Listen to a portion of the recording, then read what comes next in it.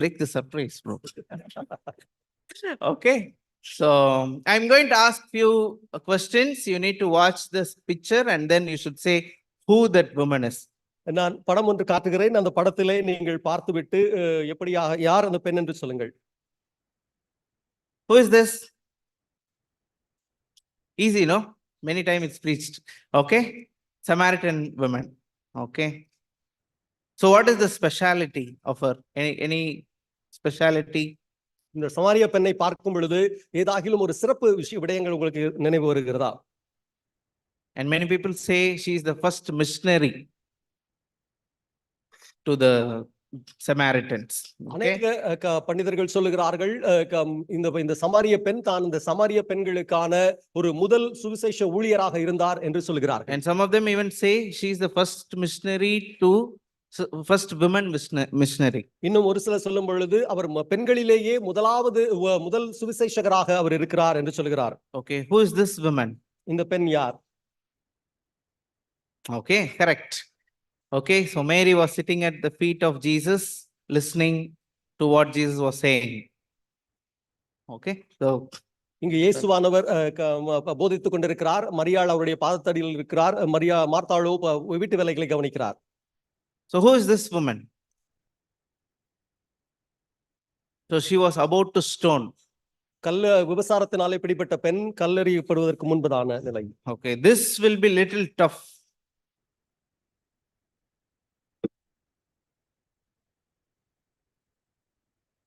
Who is this woman? Maybe I'll give a clue. No. Okay. So she was not very happy, Canaanite woman, no, when she was reaching out to Jesus. Okay, she was supporting Jesus' ministry. இயேசுவினுடைய ஊழியத்தை தன்னுடைய ஆஸ்திகளினாலே தாங்கிக் கொண்டிருந்த ஒரு பெண். Her name is Susanna. சூசன்னாள் என்பது அவருடைய பெயர். And she was mentioned in Luke chapter 8 verse 1 to 3. In that you don't have to turn, just I'm லூக்கா 8ஆம் அதிகாரம் 1 லிருந்து 3 வரை உள்ள வசனங்களில் இவரை குறித்தான பதிவுகள் வருகிறது. And Jesus ministry was supported by women.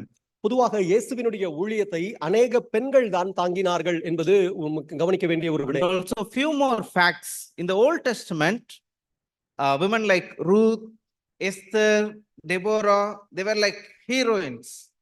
இன்னும் சில நம் உண்மைகளை பார்க்கும் பொழுது பழைய ஏற்பாட்டிலே ரூத்தாக இருக்கட்டும், எஸ்தராக இருக்கட்டும், தெபோராளாக இருக்கட்டும், அவர்கள் எல்லோருமே நம்முடைய பார்வையில் ஒரு கதாநாயகிகளாக இருக்கிறார்கள். But by the time of Jesus, the women were clearly inferior. ஆனால் இயேசு கிறிஸ்துவினுடைய காலகட்டத்தில் நாம் பார்க்கும் பொழுது அவர்கள் அந்த காலகட்டத்தில் அந்த சமூகத்திலே பெண்கள் ஒரு குறைவானவர்களாக, தாழ்வானவர்களாக கருதப்பட்டார்கள். And even during that time there was a scholar, his name is Ben Sirach, and he wrote about women. அந்த காலகட்டத்தில் பார்க்கும் பொழுது பென் சிராக் என்று சொல்லக்கூடியவர் அந்த பெண்களை குறித்ததான சில விடயங்களை எழுதுகிறார். So he was saying that if you don't like your wife, don't trust her. ஆக அவர் சொல்லக்கூடிய ஒரு விடயம் என்னவாக இருக்கிறது என்றால், உங்களுடைய மனைவியை உங்களுக்கு பிடிக்கவில்லை என்றால் உங்கள் மனைவியை நீங்கள் நம்ப வேண்டாம் என்று கூறுகிறார். And these are the talks, these are the philosophies were there on that time. அந்த காலகட்டத்தில் இது போன்ற பெண்களுக்கு எதிரான சில கோட்பாடுகள், தத்துவங்கள் எல்லாம் இருந்தது என்பதுதான் நிஜம். And also he was saying that if you have a daughter, she is a total loss and constant potential source of shame. ஆக ஒருவேளை அதிலும் கூடுதலாக அவர் சொல்லக்கூடிய ஒரு விடயம் என்னவென்றால், உங்களுக்கு ஒரு மகள் இருக்கிறாள் என்றால் அவர் உங்களுக்கான முழு நஷ்டத்தை கொண்டு வரக்கூடியவளாக இருக்கிறாள், உங்களுக்கு ஒரு அவமானத்தை கொடுக்கக்கூடியவளாக இருக்கிறாள் என்பதாக சொல்லுகிறார். That was completely negative mentality. அப்படிப்பட்ட அவருடைய அந்த எழுத்துக்களை நாம் படிக்கும் பொழுது முழுவதுமாக எதிர்மறையான, பெண்களுக்கு எதிரான சிந்தனையை கொண்டதாக இருக்கிறது. But when Jesus started teaching and he started reaching out to the people, he countercultured. அப்படிப்பட்ட ஒரு மனப்பான்மை இருக்கக்கூடிய அந்த காலகட்டத்தில், அந்த சமுதாயத்தில் இயேசு கிறிஸ்துவானவர் தன்னுடைய ஊழியத்தை துவங்கி பிரசங்கிக்க துவங்கின பின்பு அந்த மனநிலையை அப்படியே எதிர்கொள்ளும் விதமாக ஏருக்கு மாறாக அவர் முற்றிலும் மாற்ற பார்க்கின்றார். And we know Jesus had women in his group of disciples. நாம் எல்லோருக்கும் தெரியும், இயேசுவினுடைய சீடர்களிலே சகோதரிகள் பெண்களும் கூட அங்க வகித்தனர் என்பது ஒரு முக்கியமான விடயம். And also they traveled along with him and some of them even funded the movement. movement. அப்படி பார்க்கும் பொழுது இயேசுவோடு கூட பயணிக்கக்கூடியவர்களிலே பெண்களும் கூட இருந்தார்கள். அதில் இருக்கக்கூடிய ஒரு சில வசதி படைத்த பெண்கள் இயேசுவினுடைய ஊழியத்திற்கு தங்கள் ஆஸ்திகளை கொடுத்து உதவி செய்தார்கள் என்று நாம் அறிகிறோம். And also, when we look at those culture, as I said before, even people won't take the women students along with them and travel and all. ஆக அந்த காலகட்டத்தில் அப்பொழுது இருந்த அந்த ஒரு சமுதாய கலாச்சாரப்படியாக ஒரு குருமார்களாக இருக்கக்கூடியவர்கள் மாணவிகளாக பெண்களை ஏற்றுக்கொள்ள மாட்டார்கள். தங்களோடு கூட அவர்களுக்கு போதிப்பதற்கு கற்றுக் கொடுப்பதற்கு முன்வர மாட்டார்கள். But Jesus accepted the women disciples and they also reached out to lot of women. ஆனால் இயேசு கிறிஸ்துவை பார்க்கும் பொழுது வேறுபட்டவராக தன்னுடைய சீடர்களிலே பெண்களையும் கூட அவர் உட்புகுத்திக் கொள்ளக்கூடியவராக மாணவிகளாக அவர்களை கருதக்கூடியவராக இருந்தார். And also, when we read Jesus' messages, he deliberately shaped his teachings in order to communicate his message as powerfully to women as to men. ஆக இயேசுவினுடைய போதகத்தை நாம் பார்க்கும் பொழுது அவர் பொதுவாக அந்த மக்களுக்கு பெண்களுக்கு எதிராக இருக்கக்கூடிய அந்த விடயங்களுக்கு மாறாக அவர் ஆதரவான சில காரியங்களை செய்யக்கூடியவராக இருந்தார் என்பதை கவனிக்கிறோம். So when you read the parables, like parable of the widow and even a parable of lost coin, and we can see that, 1 minute. So parable of lost coin, we can see Jesus identifies women. ஆக நாம் அந்த தொலைந்து போன நாணயத்தை குறித்தெல்லாம் நாம் உவமையை படிக்கிறோம் இல்லையா? அதிலே பெண்களுக்கான முக்கியத்துவத்தை பெண்களை முதன்மைப்படுத்துகிறதை நாம் இயேசுவினிடத்தில் பார்க்க முடியும். So he was constantly helping people and even the disciples to understand the importance. ஆக இயேசுவானவர் பெண்களினுடைய முக்கியத்துவத்தை தன்னுடைய சீடர்களுக்கு புரிய வைக்கும் விதமாக அதை முதன்மைப்படுத்தும் விதமாக அவர் தொடர்ச்சியான நிறைய முன்னெடுப்புகளை இயேசு செய்தார் என்பதை கவனிக்க வேண்டும். And also we can see in the Gospels, Jesus lifted women to the place of equality with men. ஆக இன்னும் சுவிசேஷத்தை நாம் வாசிக்கும் பொழுது இயேசுவானவர் தன்னுடைய அந்த உவமைகளில் மற்ற போதகங்களிலும் கூட பெண்களுக்கான முதன்மைத்துவத்தை பெண்களை உயர்த்தக்கூடிய சில காரியங்களை ஆணுக்கு பெண் சமமாக பாவிக்கக்கூடிய சில விடயங்களை எல்லாம் செய்திருந்தார் என்பதை கவனிக்க வேண்டும். Even Jesus saw women as whole person. ஆக இயேசுவானவர் ஒரு பெண்ணை பார்க்கும் பொழுது பெண்களை பார்க்கும் பொழுது ஒரு முழுமையடைந்த ஒரு உயிராக அவர் பார்த்தார். And he didn't see women as some object or somebody who is slave or servant, not like that, but he saw them as the whole person. இயேசுவினுடைய பார்வையில் ஒரு பெண்ணானவள் ஒரு பொருளாகவோ அல்லது ஒரு விடயமாகவோ அவர் பார்க்கவில்லை. மாறாக அவரை ஒரு உயிருள்ள மனுஷியாக உயிருள்ள ஒரு உயிராக அவர் பார்க்கக்கூடிய அளவிற்கான அந்த அவருடைய கண்ணோட்டம் இருந்தது. And that changed the culture. அப்படிப்பட்ட அவருடைய அந்த பார்வைதான் அந்த கலாச்சாரத்தையே மாற்றக்கூடிய விதமாக அமைந்தது. That's why when we read in the letters of the Bible, and Bible says a lot of things about how husband should love his own wife. அதனால் தான் நாம் பார்க்கின்றோம் நிருபங்களில் கூட வேதாகமத்தில் வரக்கூடிய அந்த நிருபங்களில் கூட எப்படி கணவனானவன் மனைவியை அன்பு கூற வேண்டும் என்பது போன்று அந்த பெண்ணுக்கு கொடுக்க வேண்டிய அந்த அந்தஸ்தை அந்த உயர்வை நாம் கொடுக்கப்பட்டிருப்பதை கவனிக்க முடியும். And Jesus lifted women. இயேசுவானவர் பெண்களை உயர்வாக கருதினார், உயர்த்தினார். Okay, let's read one more story. Let's read Matthew chapter 15 verse 21 onwards. நாம் மேலும் ஒரு கதை ஒன்றை பார்க்கலாம். மத்தேயு 15 அதிகாரம் 21 முதல். பின்பு இயேசு அவ்விடம் விட்டு புறப்பட்டு தீரு சீதோன் பட்டணங்களின் திசைக்கு போனார். அப்பொழுது அந்த திசைகளில் குடியிருக்கிற கானானிய ஸ்திரீ ஒருத்தி அவரிடத்தில் வந்து, ஆண்டவரே, தாவீதின் குமாரனே, எனக்கு இரங்கும், என் மகள் பிசாசினால் கொடிய வேதனைப்படுகிறாள் என்று சொல்லி கூப்பிட்டாள். அவளுக்கு பிரதியுத்தரமாக அவர் ஒரு வார்த்தையும் சொல்லவில்லை. அப்பொழுது அவருடைய சீஷர்கள் வந்து, இவள் நம்மை பின்தொடர்ந்து கூப்பிடுகிறாளே, இவளை அனுப்பிவிடும் என்று அவரை வேண்டிக் கொண்டார்கள். அதற்கு அவர், காணாமற் போன இஸ்ரவேல் ஆடுகளாகிய இஸ்ரவேல் வீட்டாரிடத்திற்கு அனுப்பப்பட்டேனே அன்றி மற்றபடி அல்லவென்றார். அவள் வந்து, ஆண்டவரே, எனக்கு உதவி செய்யும் என்று அவரை பணிந்து கொண்டாள். அவர் அவளை நோக்கி, பிள்ளைகளின் அப்பத்தை எடுத்து நாய்க்குட்டிகளுக்கு போடுகிறது நல்லதல்ல என்றார். அதற்கு அவள், மெய்தான் ஆண்டவரே, ஆகிலும் நாய்க்குட்டிகள் தங்கள் எஜமான்களின் மேஜையிலிருந்து விழும் துணிக்கைகளை தின்னுமே என்றாள்.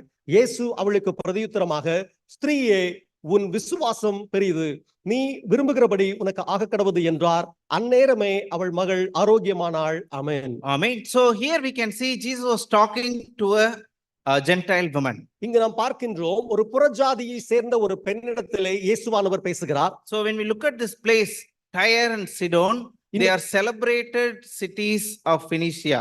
ஆக இந்த ஒரு இடத்தை கவனிக்கும் பொழுது தீரு சீதோன் எனக்கூடிய பட்டணங்கள் இது சீரோ பினேக்கையா என்று சொல்லக்கூடிய நாட்டை சேர்ந்ததாக இது இருக்கிறது. And also when we look at these places, they are near to the sea. இது இந்த ஒரு பட்டணங்கள் ஆனது ஒரு கடற்கரை அருகில் இருக்கக்கூடிய ஒரு பட்டணமாக இருக்கிறது. And they do lot of fishings. அங்கு நிறைய மீன் பிடிக்கும் தொழிலானது நடைபெறும். And it's completely a Gentile city. அது முழுவதுமாக ஒரு புறஜாதி மக்கள் நிறைந்த ஒரு இடமாக இருந்தது.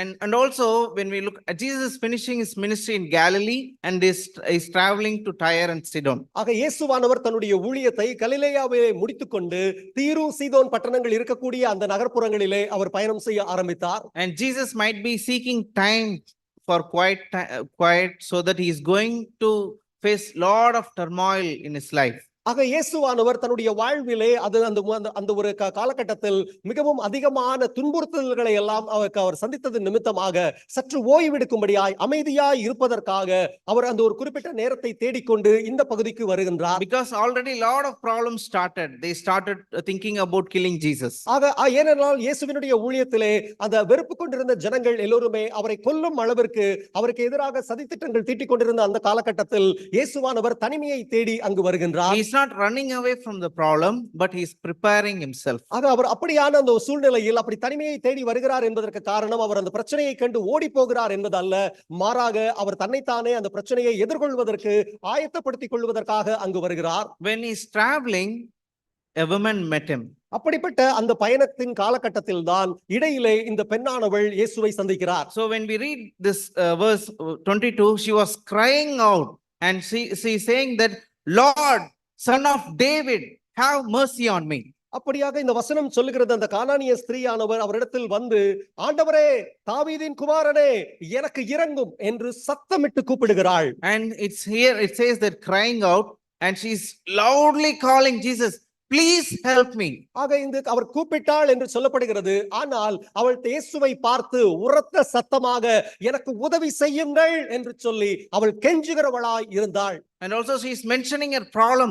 My daughter is demon possessed and suffering terribly. அப்படியாக அவர் இயேசுவிடத்தில் உதவி கேட்கும் பொழுது அவளுக்கு என்ன விதமான உதவி தேவை என்பதை அவள் குறிப்பிடக்கூடியவளாய் இருக்கிறார். அவர் என்னுடைய மகள் கொடிய பிசாசினாலே வேதனைப்பட்டுக் கொண்டிருக்கிறாள், எனக்கு உதவி செய்யுங்கள் என்று அவள் கெஞ்சுகிறாள். So if you would have read just only verse 22 and 28, the story is end.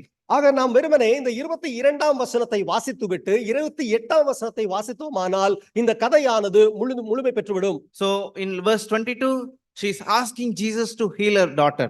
ஆக நாம் இந்த 22ஆம் வசனத்தில் பார்க்கிறோம், தன் மகளுக்கு உதவி செய்யும்படியாக இயேசுவை நோக்கி அந்த பெண்ணானவள் ஒரு உதவி குரல் கேட்கிறாள். And in 28, Jesus healed her and he also appreciated her. ஆக இயேசு வசனத்தை 28லே வாசிக்கும் பொழுது இயேசு அவளுடைய விண்ணப்பத்திற்கு ஏதுவாக அந்த மகளை குணப்படுத்துகிறார். மேலுமாக அவளை பாராட்டக்கூடியவும் செய்கின்றார். So but in between these verses helps us to understand what's really happening there. ஆனால் இந்த 22 28 விட்டுவிட்டு இதற்கு இடையில் இருக்கக்கூடிய வசனங்களை நாம் வாசிப்போமேயானால் அந்த நிகழ்வு எப்படிப்பட்டதாக இருந்தது, அதனுடைய உள்காரியங்கள் என்ன என்பதை நாம் விளங்கிக் கொள்ள முடியும். When she was crying and she is making lot of screams and she is shouting at Jesus, Jesus did not answer even a word. ஆக அவளோ இயேசுவை நோக்கி, ஆண்டவரே, தாவீதின் குமாரனே, எனக்கு உதவி செய்யும் என்று சொல்லி அவள் உரத்த சத்தமாக இயேசுவிடத்தை கெஞ்சி கூத்தாடி அவள் கேட்டுக்கொண்டிருக்கிறாள். ஆனால் இயேசுவோ அவளுடைய அந்த ஒரு கூக்குரலுக்கு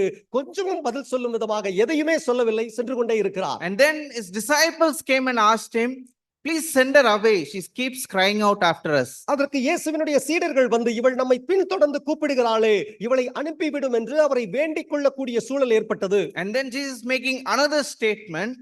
When we read this, it became more insensitive to that woman. ஆக அதன் பின்பாக இயேசுவானவர் ஒரு வார்த்தை ஒன்றை சொல்லுகிறார். அவர் அந்த சொல்லக்கூடிய அந்த விடயத்தை நாம் கவனிக்கும் பொழுது இயேசுவானவருக்கு கொஞ்சம் கூட ஈவு இரக்கமே இல்லையா என்பது போன்று தோன்றும். And he was saying that I was sent only to the lost sheep of Israel. ஆக இயேசு என்ன பதில் சொல்லுகிறார் என்றால், அதற்கு அவர் 24லே காணாமற் போன ஆடுகளாகிய இஸ்ரவேல் வீட்டாரிடத்திற்கு அனுப்பப்பட்டேனே அன்றி மற்றபடி அல்ல என்று குறிப்பிடுகிறார். Because before, when we read in the previous chapters in the Mark and even other gospels, Jesus will say to his disciples specifically, reach out to the Israelites. ஆக இன்னும் நம் மற்ற சுவிசேஷங்களில் வாசிக்கும் பொழுது கூட இயேசுவானவர் தன்னுடைய சீடர்களை ஊழியத்திற்காக அனுப்பும் பொழுது அவர் சொல்லுவார், காணாமல் போன இஸ்ரவேல் வீட்டாரிடத்திற்கு மட்டுமே போங்கள் என்று சொல்லி அவர்களை அனுப்பி விடுவதை பார்க்க முடியும். And also when disciples asked him, he's again saying, is this not right to take children's bread and toss it to the dogs? மேலுமாய் பார்க்கும் பொழுது அதாவது அவர் மேலுமாய் சொல்லுகிறார், பிள்ளைகளின் அப்பத்தை எடுத்து நாய்க்குட்டிகளுக்கு போடுகிறது நல்லதல்ல என்று குறிப்பிடுகிறார். So not only he just avoided her in the beginning, and now she is saying that, and I should not take children's bread, that is Israelites, and give it to you, and I cannot throw it to the dogs. ஆக இங்கு பார்க்கும் பொழுது முதலாவதோ அவர் சொல்லும் பொழுது நான் இஸ்ரவேல் வீட்டாரிடத்திற்கு தான் அனுப்பப்பட்டேன் என்பதை அவர் வலியுறுத்தி சொல்லுகிறார். இப்பொழுதோ அவள் மீண்டும் கேட்கும் பொழுது சொல்லுகிறார், பிள்ளைகளின் அப்பத்தை எடுத்து, அந்த பிள்ளைகள் என்று குறிப்பிடுவது இஸ்ரவேல் மக்களை சொல்லுகிறார், அவர்களுக்கான ஆசீர்வாதங்களை எடுத்து நான் அந்நிய பெண்ணாகிய உனக்கு கொடுக்க முடியாது, அதாவது நாய்க்குட்டிகளுக்கு போட முடியாது என்று இயேசுவானவர் கடினமாய் சொல்லுகிறார். And we know this gospel was written by Matthew. நம் எல்லோருக்கும் தெரியும் இந்த ஒரு சுவிசேஷமானது மத்தேயுவினாலே எழுதப்பட்டது. So Matthew is a Jewish disciple. மத்தேயுவும் அவர் ஒரு யூதராக இருக்கின்றார். So when we look at Matthew, and we know when we read the book of Matthew, he was always like saying something bad about, or means what to say, he was defending Jesus in front of Pharisees and Sadducees. பொதுவாக மத்தேயு சுவிசேஷத்தை வாசிக்கும் பொழுது அவர் எப்பொழுதுமே கூட இயேசுவை பாதுகாக்கும் நோக்கோடு, அதாவது பரிசேயர்கள் சதுசேயர்கள் அவருக்கு எதிராக குற்றச்சாட்டுகள் எல்லாம் வைக்கும் பொழுது அவர்களிடத்திலிருந்து இயேசுவை காக்கும் ஒரு கண்ணோட்டத்தில் இந்த ஒரு சுவிசேஷத்தை எழுதியிருப்பார். And also he will constantly explain how Jesus is completely better than the Jewish leaders. மேலும் அதை வாசிக்கும் பொழுது நாம் இன்னும் கொஞ்சம் கவனமாக பார்ப்போமேயானால் இயேசுவானவர் அந்த யூத தலைவர்களை விட எவ்வளவு மேம்பாடு நிறைந்தவர் என்பதை அவர் இன்னும் அந்த உயர்த்தி காட்டும் விதமாக எழுதப்பட்டிருக்கும். And also as it's happening is the eyewitness. மேலுமாக இந்த நிகழ்வு நடக்கும் பொழுது அந்த சீடர்களுடைய கூட்டத்தில் இவரும் கூட மத்தேயுவும் கூட இருந்து அவர் நேரில் பார்த்த சாட்சியாக இருக்கிறார். But when verse 27 it says, yes, it is Lord, she said, even the dogs eat the crumbs that fall from master's table. வசனம் 27 இயேசு அப்படி சொன்னதற்காக பதில் சொல்லக்கூடிய அந்த பெண்ணானவள் என்ன சொல்லுகிறாள் என்றால், மெய்தான் ஆண்டவரே, ஆகிலும் நாய்க்குட்டிகள் தங்கள் எஜமான்களின் மேஜையிலிருந்து விழும் துணிக்கைகளை தின்னுமே என்று குறிப்பிடுகிறார். And also as Tamil is translated correctly, நாய்க்குட்டின்னு சொல்லிட்டு it translated, right? It's a pup. ஆக பார்க்கும் பொழுது அந்த நாய்க்குட்டிகள் என்பதை தமிழிலே தெளிவாய் சொல்லப்பட்டிருக்கிறது. So it's a domestic animal, and also pup means in Gentiles they grow pets, Jews they do not grow pets as dogs. பொதுவாக பார்க்கும் பொழுது அந்த காலகட்டத்தில் யூதர்கள் வீட்டிலே நாய்க்குட்டிகளை வளர்க்க மாட்டார்கள், அதாவது செல்ல பிராணிகளை வளர்க்க மாட்டார்கள். ஆனால் புறஜாதிகளாக இருக்கக்கூடியவர்கள் அதிகமாக அந்த செல்ல பிராணிகளான நாய்க்குட்டிகளை வீட்டில் வளர்ப்பார்கள். And it is one among them, they'll feed them. ஆக அப்படியாக பார்க்கும் பொழுது இந்த ஒரு நிகழ்விலே அந்த நாய்க்குட்டிகளுக்கு அவர்கள் உணவு ஊட்டுவதை அவர் இங்கு குறிப்பிடுகிறார். And even though Jesus told her all those things, but she was not giving up because she was desperate to help the daughter to be healed. இயேசுவானவர் பிள்ளைகளின் அப்பத்தை எடுத்து நாய்க்குட்டிகளுக்கு போடுவது நல்லதல்ல என்று சொன்ன பின்பும் கூட அந்த பெண்ணானவள் மனமுடைந்து போய்விடாமல், விட்டு கொடுத்து விடாமல், தொடர்ச்சியாக பிடிவாதமாக அவர் ஆண்டவரை பற்றிக் கொள்ளுகிறாள் என்பதை இந்த வசனத்தின் வாயிலாக உறுதிப்படுத்துகிறார். As these things are happening, disciples are watching Jesus. What he is going to do after this? ஆக இந்த இப்படியாக அந்த பேச்சுவார்த்தைகள் நடந்து கொண்டிருக்கிறது. இதை சூழ நிற்கக்கூடிய அந்த சீடர்கள் எல்லோரும் கவனித்துக் கொண்டிருக்கிறார்கள். இதிலே என்ன நடக்க போகிறது, இதனுடைய தொடர்ச்சியா என்ன நிகழ்வு ஏற்பட போகிறது என்று அவர்கள் பார்க்கிறார்கள். And then Jesus said to her, woman, you have great faith, your request is granted. அப்படியாக அவள் பேசி முடித்த பின்பு இயேசு அவளை பார்த்து அவர் சொல்லுகிறார், ஸ்திரீயே, உன் விசுவாசம் பெரியது, நீ விரும்புகிறபடி உனக்கு ஆக கடவது என்று கூறுகிறார். And her daughter healed at that moment. ஆக வசனம் சொல்லுகிறது, அந்நேரமே, இயேசு அப்படி சொன்ன அந்த நேரத்திலேயே அவள் மகள் ஆரோக்கியமானாள் என்று குறிப்பிடுகிறது. So when we look at this woman, she reached out to Jesus she has to break two barriers. ஆக இந்த பெண்ணை நாம் கவனிக்கும் பொழுது, இயேசுவிட தேடி இந்த பெண்ணானவள் வருகிறாள் என்று பார்க்கும் பொழுது, அந்த சூழலிலே இரண்டு விதமான தடைகள் அந்த பெண்ணுக்கு முன்பு இருந்தது. அந்த இரண்டு தடைகளையும் அவள் உடைத்து விட்டுதான் இயேசுவிடத்தில் வருகிறாள் என்பதை கவனிக்க வேண்டும். And first, she is a woman. முதலாவது, அவள் இயேசுவிடத்தில் பேச வருவதற்கு முன்பதாகவே அவள் ஒரு பெண் என்பது அவளுக்கு இருக்கக்கூடிய முதல் தடை. Even today in Middle East, even conservative areas, men and women, they do not talk to strangers. ஆக இன்றைக்கும் கூட நீங்கள் அந்த அதாவது மேற்காசிய நாடுகளிலே பார்க்கும் பொழுது, அந்த அரபு நாடுகளிலே பார்க்கும் பொழுது, ஆணும் பெண்ணுமாக ஒரு பொது இடங்களிலே அல்லது வீதிகளிலே ஒரு ஆணும் ஒரு பெண்ணும் நேருக்கு நேராக நின்று பேசிக்கொள்ள மாட்டார்கள். So that's how it is, so culturally it's bounded. அந்த அளவிற்கு கலாச்சார ரீதியாக அவர்கள் நிறைய கட்டுப்பாடுகள் அவர்களுக்கு இருக்கும். And also she has to break. She is a Gentile and he is a Jewish man. மேலும் இரண்டாவது தடை என்னவென்று பார்க்கும் பொழுது, இயேசுவோ ஒரு யூத மனிதராக இருக்கின்றார், இந்த பெண்ணோ ஒரு புறஜாதியை சேர்ந்த ஒரு பெண்ணாக இருக்கின்றாள். And Jesus also had to break those barriers. He had to reach out to that woman and the racial barrier by healing the Gentile. ஆக இப்படியான அந்த இரண்டு தடைகளை, ஒரு பெண்ணாக இருந்து கொண்டு ஒரு ஆணிடத்தில் பேச வேண்டிய ஒரு நிர்பந்தம், இரண்டாவதாக ஒரு அந்நிய புறஜாதி பெண்ணாக இருந்து கொண்டு ஒரு யூத மனிதனிடத்தில் பேச வேண்டும் என்கிற இரண்டு தடைகளை மீறி அந்த பெண் வருகிறாள். இயேசுவுக்கும் அதே தடைகள் இருக்கிறது. இயேசுவும் அதை உடைத்து அந்த பெண்ணிடத்தை தொடர்பு கொள்கிறார். So not only in the Gospels, when we read the letters, we can often find one problem. Consistently we'll have a problem.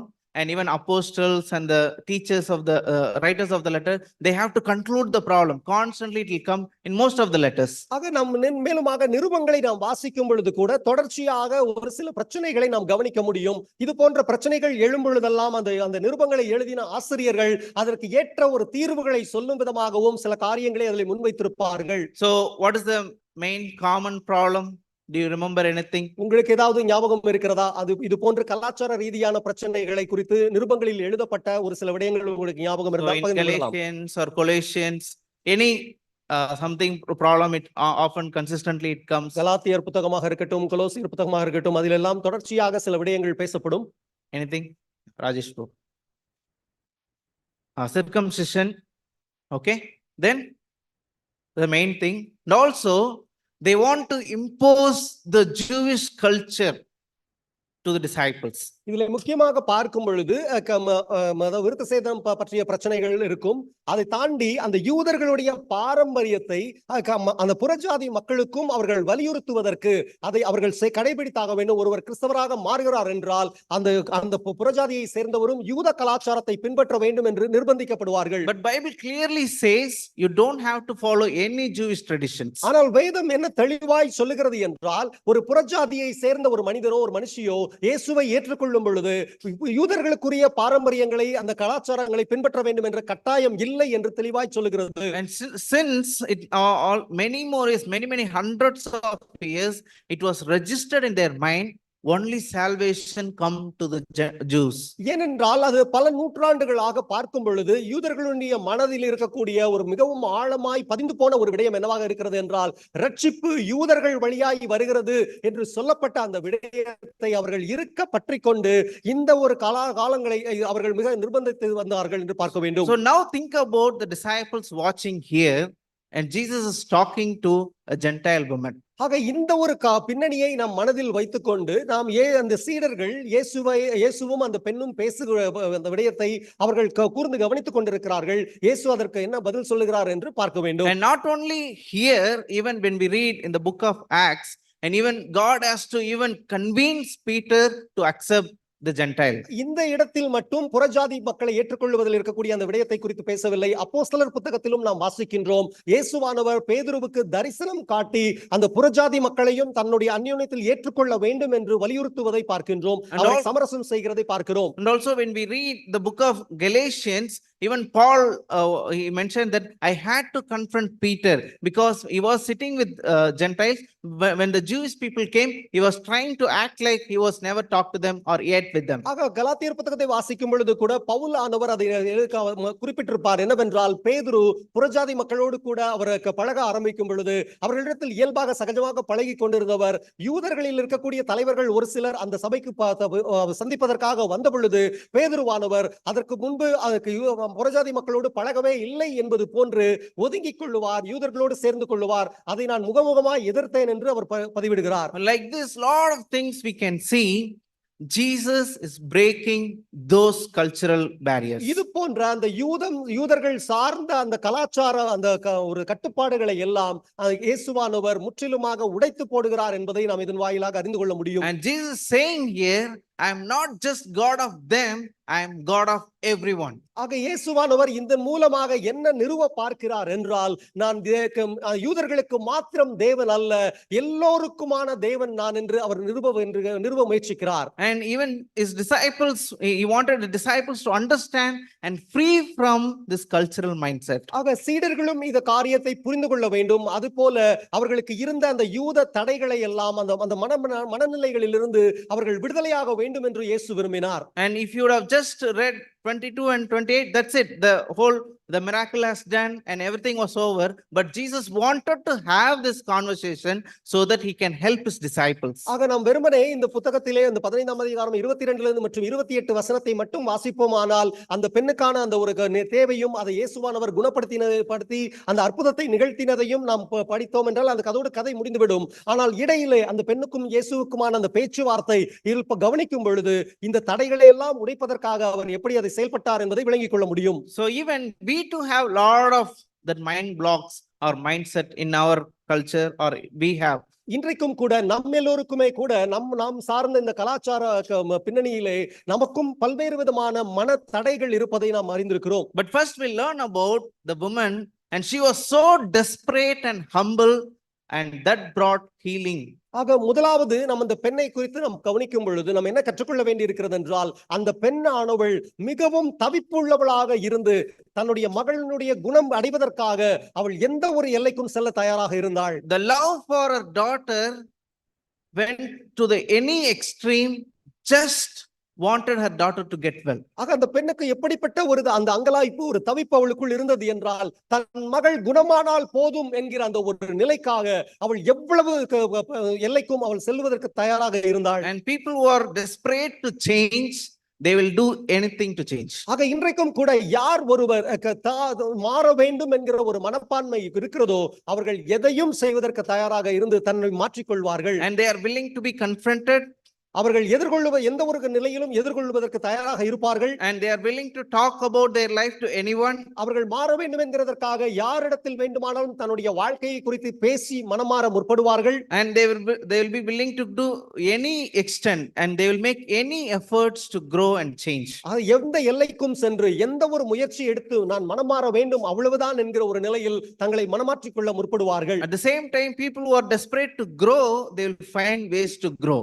ஆக இதே நேரத்தில் பார்க்கும் பொழுது எந்த நிலையிலும் வளர வேண்டும் என்றால் அதற்கான எந்த ஒரு முயற்சியும் எடுத்து வளருவார்கள். And people who are desperate to build relationships, they will willing to go extra mile to do that. ஆக மக்கள் யார் ஒருவர் எந்த ஒரு உறவு முறையை கட்ட வேண்டும் என்று முயற்சிக்கிறார்களோ அவர்கள் எவ்வளவு தொலைவு கூடுதல் மைல்கல்கள் தொலைவு நடந்தாலும் அவர்கள் அந்த உறவை கட்டுவதற்கு முயற்சி எடுப்பார்கள். At the same time, people who don't want to do, they will find reasons. அதே நேரத்தில் தங்கள் மாற வேண்டாம் என்று முடிவு செய்து விட்டார்கள் என்றால் அவர்கள் அதற்கு என்ன வேணுமானாலும் காரணம் சொல்லுவார்கள். So are we being desperate when it comes to change, when it comes to growth? நாம் மனமாற வேண்டும் அல்லது நம்முடைய வாழ்வில் வளர வேண்டும் என்றால் நாம் என்ன விதத்தில் முயற்சிகள் எடுக்கிறோம் அல்லது எந்த ஒரு முயற்சி எடுக்கிறோம் என்று யோசிக்க வேண்டும். So are we going extra mile not only for ourselves, the people we love?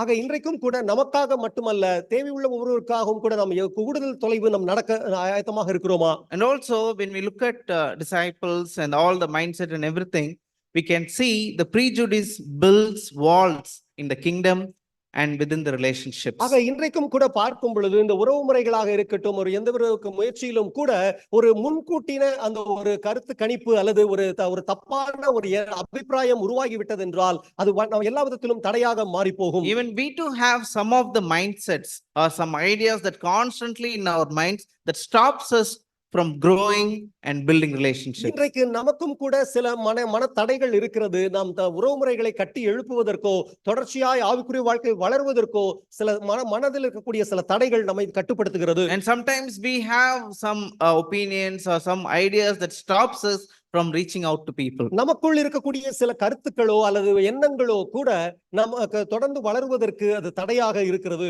And yesterday I was talking to a brother, ஒரு சகோதரனிடத்தில் நேத்து பேசிக் கொண்டிருந்தேன். and when I was talking to, not yesterday, means sometime ago. So, and I asked him, how is your evangelism is going on? நேற்று அல்ல, மன்னிக்கவும், சில காலங்களுக்கு முன்பு நான் அந்த சகோதரனிடத்தில் பேசிக் கொண்டிருந்தேன். பேசிக் கொண்டிருக்கும் பொழுது உங்களுடைய சுவிசேஷம் அறிவிக்கும் பணி எப்படி இருக்கிறது என்று கேட்டேன்.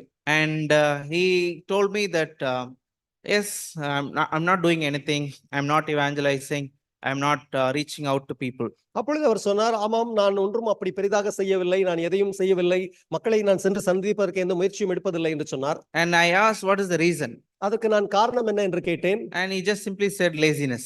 அவர் சொன்னார், எனக்கு சோம்பேறித்தனமாக இருக்கிறது என்று சொன்னார். Think about it, there will be something else will be in it. ஆனால் யோசித்து பார்த்தால் அந்த சோம்பேறித்தனம் மட்டும் காரணம் அல்ல, வேறு ஏதோ ஒரு காரணம் அவருக்கு பின்பாக இருக்கிறது. And he started saying that yes, I think that they won't change. Why even if I tell something, they will not listen. ஆக அப்பொழுது அவர் சொன்னார், இல்லை, அப்படி நான் என்னதான் முயற்சி எடுத்தாலும் அவர்கள் இன்னும் மனம் மாற போவதில்லை, அதற்கு எதற்கு நான் இவ்வளவு சிரமப்பட வேண்டும் என்று சொன்னார். And then I was talking to him, and then he said that I asked him that, are you thinking that you are better than them? அப்பொழுது நான் தொடர்ந்து பேசிக் கொண்டிருக்கும் பொழுது அவரை பார்த்து கேட்டேன், நீங்கள் அவர்களை விட நீங்கள் மேம்பாலாக இருக்கிறீர்கள், சிறந்தவர் என்று நினைக்கிறீர்களா என்று கேட்டேன். No, I'm also like same like them only. But when it comes to, when you're reaching out to others, you're thinking that they will not come, they will not change. But you changed. But what you're thinking is you are better. I'm better to respond. But they are not better to respond. ஆக அப்பொழுது அவரிடத்தில் கேட்ட பொழுது, நான் அப்படியெல்லாம் இல்லை, அவர்களை விட நான் ஒன்றும் சிறந்தவனாக இருக்கவில்லை, நானும் அப்படித்தான் இருக்கிறேன் என்று அவர் நினைத்துக் கொண்டார். ஆனாலும் கூட பதில் சொன்னார், அப்படி ஆனாலும் கூட பார்க்கும் பொழுது மற்றவர்களுக்கு அந்த மாற வேண்டும் என்கிற அந்த ஒரு நிலை வரும் பொழுது மற்றவர்களை விட நாம் உயர்ந்தவராக இருப்பதாக கருதி கொள்ளுகிறதுனாலே அவர்கள் மாற மாட்டார்கள் என்கிற ஒரு எண்ணத்திலே நாம் முடிவெடுத்து விடுகிறோம். And many of us know this story, right? The big elephant tied in the small rope.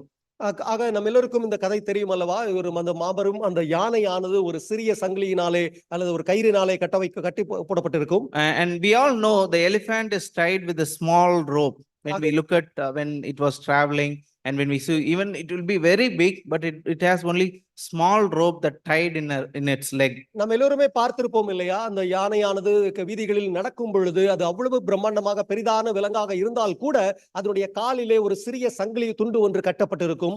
அதோடு கூட அது நடக்கும். And so I asked, when I was reading about it, they were saying that when the elephant was very small, they will tie with a big chain in the leg, so that even if it tried to move out of the cage or go anywhere, it can't go. ஆக பொதுவாகவே இதை பற்றி அறிந்திருப்பீர்கள், உங்களுக்கும் தெரியும். அதாவது யானையானது குட்டியாக இருக்கும் பொழுது அதுக்கு என்ன செய்வார்கள் என்றால் ஒரு பெரிய சங்கிலியினாலே அதை கட்டி வைத்து விடுவார்கள். அப்பொழுது அந்த யானைக்குட்டி அந்த சங்கிலியை அறுத்து கொண்டு போவதற்கு அது முயற்சி எடுத்தாலும் அதால் அந்த முயற்சியிலே வெற்றி பெற முடியாது என்பதுதான் அதனுடைய பிரச்சனையாக இருக்கும்.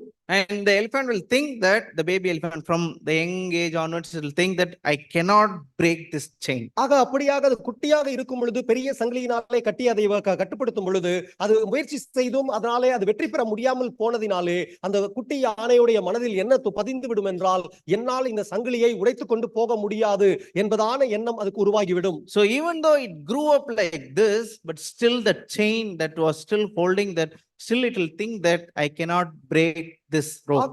அந்த குட்டி யானையானது வளர்ந்து ஒரு பிரம்மாண்டமான யானையாக, அது பெரிதான யானையாக மாறிவிட்ட பின்பும் கூட அந்த சிறிய சங்கிலி துண்டை அவர்கள் காலில் கட்டி வைத்திருப்பதினாலே அது என்ன நினைத்துக் கொண்டிருக்கும் என்றால், இப்பொழுதும் கூட என்னால் அந்த சங்கிலியை உடைக்க முடியாது என்று அது தவறாக புரிந்து கொண்டிருக்கும். So they will think that I have to anyway obey because I cannot escape from this.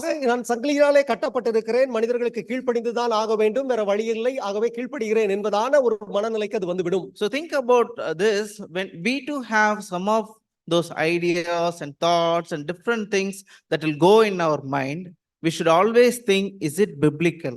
The Bible says like this, and we need to constantly wrestle with those thoughts and we need to get free from all those things. ஆக நாமும் கூட இதை மனதில் வைத்துக்கொண்டு நம்மோடு ஒப்பிட்டு பார்ப்போமே, ஆனால் நமக்கும் கூட இது போன்ற சில மன கட்டுப்பாடுகள் நமக்குள் இருக்கிறபடியினாலே அந்த வேதத்தினுடைய காரியங்களை குறித்து நாம் ஒப்பிட்டு பார்க்கும் பொழுது நம்மால் அதை உடைத்துக் கொண்டு வெளிவர முடியாது என்பதான ஒரு கண்ணோட்டத்தில் தான் நாம் யோசிக்கின்றோம். Jesus has to constantly tell them they are equal, you need to accept them. ஆக இயேசுவானவர் தன்னுடைய உபதேசத்தில் தொடர்ச்சியாய் சொல்லிக்கொண்டே இருக்க வேண்டியிருந்தது. அவர்கள் புறஜாதி மக்களும் உங்களுக்கும் சமமானவர்கள் தான், அவர்களை நீங்கள் ஏற்றுக்கொள்ள வேண்டும் என்று அவர் உபதேசித்துக் கொண்டே இருக்க வேண்டியிருந்தது. And we too have mindsets like they won't change, they will not come, why I should go, why I should initiate.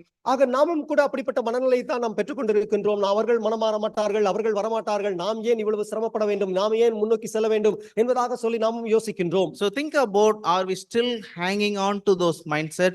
Are we getting free from the scriptures? ஆக இப்பொழுதும் யோசித்து பாருங்கள், நீங்கள் இது போன்ற ஒரு மனநிலைக்குள்ளாக நீங்கள் சிக்கிக்கொண்டு நீங்கள் இப்பொழுதும் கூட அதிலிருந்து வெளிவர முடியாமல் தவித்துக் கொண்டிருக்கிறீர்களா? Also, when we look at the whole story, Jesus is not just God for certain people or small group of people. ஆக இதில் இருக்கக்கூடிய ஒரு மிக முக்கியமான ஒரு விடயத்தை நாம் புரிந்து கொள்ள வேண்டும். இந்த கதையிலிருந்து இயேசுவானவர் ஒரு குறிப்பிட்ட மக்களுக்கு, ஒரு குறிப்பிட்ட பிரிவினருக்கு மட்டும் அவர் தேவன் அல்ல. And he is God for all. அவர் எல்லாருக்குமான தேவனாக இருக்கிறார் என்பதை விளங்கிக் கொள்ள வேண்டும். And he's not just God for myself or my type of people, and he's God for everyone, is willing to forgive everyone. ஆக இயேசுவானவர் எனக்கு மட்டும் தேவன் அல்ல, என்னை போன்று ஒரு மனநிலை கொண்டவர்களுக்கு மட்டும் தேவன் அல்ல, மாறாக இயேசுவானவர் எல்லாருக்குமான தேவனாக, எல்லா விதமான மக்களுக்கும் தேவனாக இருக்கின்றார். So she understood that, the Canaanite woman understood that, that's why she was reaching out to Jesus. ஆக அந்த கனானிய பெண்ணுக்கு அது விளங்கிவிட்டது, அதனால் தான் இயேசுவை அவள் தேடி வந்தாள். And many Jews, they couldn't accept Jesus because they had this narrow mindset. ஆக இன்றைக்கும் கூட அநேக யூதர்கள் இயேசுவை ஏற்றுக்கொள்ள முடியாமல் இருப்பதற்கு காரணம் அந்த குறுகின மனப்பான்மை அவர்களுக்குள்ளாக இருப்பதினாலே அவர்களால் இயேசுவை ஏற்றுக்கொள்ள முடியவில்லை. Okay, let us be free what Bible says and what Jesus expects. ஆகவே நாம் வேதம் என்ன சொல்லுகிறதோ, இயேசு என்ன எதிர்பார்க்கிறாரோ அதை செய்வதற்கு நாம் முயற்சி எடுத்து நம்மை விடுதலையாக்கிக் கொள்ள முற்படுவோம். And also for brothers, let us imitate Jesus. How Jesus look at women, we need to look at them as. ஆக சகோதரர்களுக்கு சிறப்பாக சொல்ல வேண்டியது என்னவென்றால், சகோதரர்களே, நாம் இயேசுவை பிரதிபலிப்பதற்கு, இயேசுவை பின்பற்றுவதற்கு முயற்சி செய்வோம். இயேசு எப்படி பெண்களை மதித்தாரோ, எப்படி அவர்களை உயர்வாய் கருதினாரோ, அதுபோல நாமும் நம்முடைய சகோதரிகளை, பெண்களை நல்ல முறையில் மதிப்பதற்கும் உயர்வாய் கருதுவதற்கும் முற்படுவோம். Amen. Thank you so much, brothers and sisters. செய்தியை கேட்டதற்காக நன்றி. தேவன் உங்களை ஆசீர்வதிப்பாராக. Okay, let's rise up and pray and finish. எல்லோரும் எழும்பி நின்று நாம் ஜெபத்தோடு கூட இந்த ஆராதனையை நாம் நிறைவு செய்யலாம். ஜெபிப்போம். எல்லாம் வல்ல பரமபிதாவே, உம்முடைய மகா பரிசுத்த கிருபைக்காய் கொடான கொடி நன்றி செலுத்துகிறோம். எங்கள் ஆண்டவராகிய இயேசு கிறிஸ்துவுக்காக உமக்கு நன்கொடான கொடி நன்றி. தேவனே, இந்த வேத பகுதிக்காக நன்றி செலுத்துகிறோம். தேவனே, இதில் வாசிக்கும் பொழுது தேவனே, உம்முடைய குமாரனாகிய இயேசுவானவர் தேவனே எல்லோரையும் சமமாக பாவிக்க வேண்டும் என்பதற்கான அந்த ஒரு படிப்பினையை எங்களுக்கு போதித்திருப்பதற்காய் நன்றி செலுத்துகிறோம். சகோதரனை நீர் வல்லமையாய் பயன்படுத்தினதற்காய் நன்றி. தேவனே, அந்த வேத வார்த்தைகள் வழியாய், அந்த கனானிய பெண் வழியாய் நாங்கள் ஆண்டவரே எவ்வளவு தீவிரமாக மனம் மாறுவதற்கு தேவையான முயற்சிகள் எடுக்க வேண்டுமோ